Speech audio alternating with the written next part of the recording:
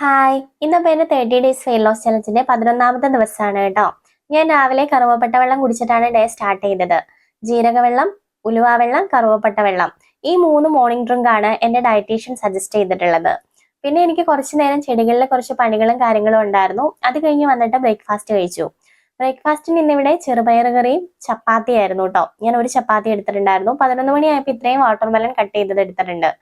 പിന്നെ ഉച്ചയ്ക്ക് ചോറിന് രാവിലത്തെ ചെറുപയർ കറി, ക്യാബേജ് തോരൻ, മുട്ട പൊരിച്ചത്, സാലഡ്, നെല്ലിക്കച്ചാറ്, ഇത്രയും എടുത്ത് വന്ന് ഞാൻ പുറത്തിരുന്നാണ് കേട്ടോ ഊണ് കഴിക്കുന്നത്. എനിക്ക് കൂടുതൽ ഇഷ്ടം ഇവിടെ ഇരുന്ന് കഴിക്കാനാണ്.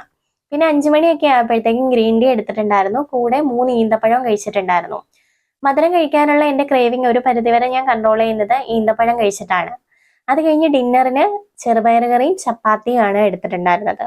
പിന്നെ പുറത്ത് നല്ല മഴയുണ്ടായിരുന്നു. കുറച്ചു നേരം സീരിയലൊക്കെ കണ്ട് പിന്നെ പോയി കിടന്ന് സുഖമായിട്ട് ഉറങ്ങി. വീഡിയോ ഇഷ്ടപ്പെട്ടാൽ കൂടെ കൂടണേ.